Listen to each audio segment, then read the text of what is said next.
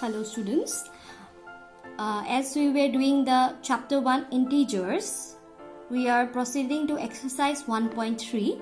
Before we do exercise 1.3, we have to know about the multiplication of integers. Addition and subtraction of integers was very simple. You got it in your previous classes also.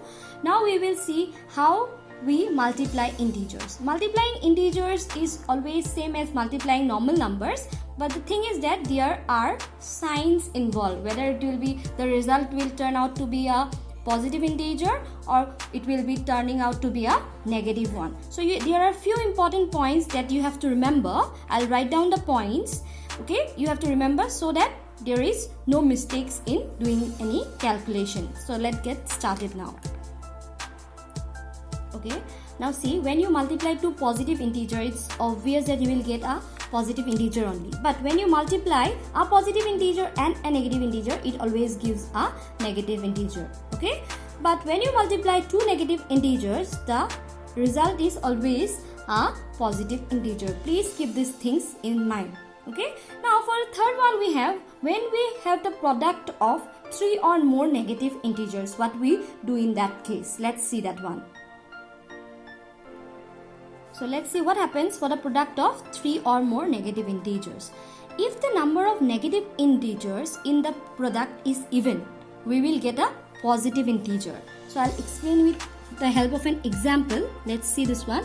Suppose we have to multiply -2, 3 and -4. What we will get?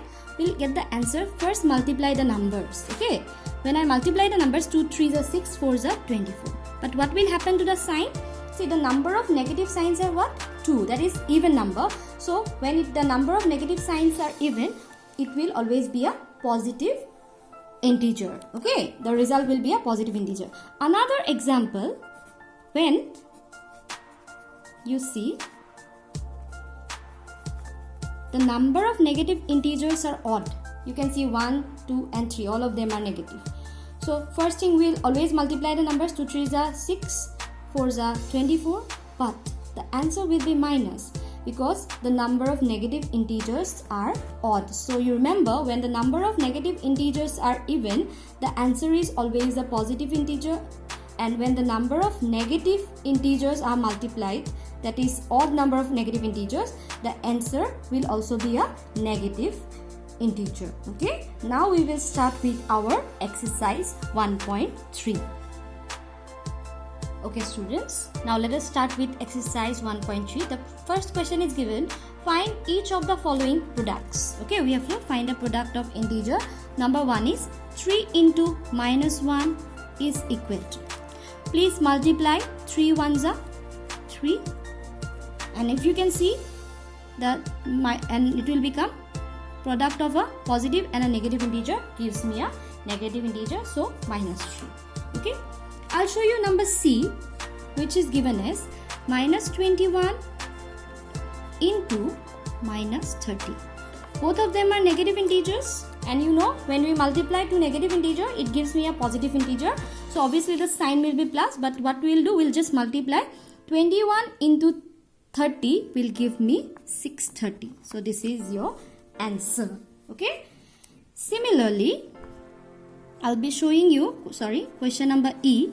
It is given as -15 into 0 into -18. So it is, you can see 15 into 0 and into -18. But there is a very important thing you have to know. All of you know that when we multiply 0 with any number, it gives me 0. So same is with the case of integers. If you multiply integer with 0, it always ends up in giving 0. Okay. Now one more question, that is question number Z. That is 9 into -3 into -6. This is the property where I explained you for the product of 3 or more negative integers or anything. Okay, now you see here, you first multiply the numbers. 9 3s are 27. 27 into 6 will give me 162. You see the number of, please see the number of signs that are available here. Negative signs are 2. so it's odd. The answer will be, it's even. I'm sorry. There are 2 negative signs. So this is an even number of signs. And so what will it give me? It will give me a positive integers. Now students, you have to try question number B, D, F, H, I and C. So please try this one so that you will become clear with the multiplication of integers. Now we will move on to the next question, that is question number 2. Here it is given, verify the following. There are 2 questions, A and B. I'll do one for you and the next one you can try it for yourself. Okay, so question number A is given. We have to verify this. It is given 18 into 7 plus minus 3, bracket closed. 18 into 7, again 18 into, I'm sorry for this, 18 into minus 3. Now as you can see here, it has the left hand side and a right hand side.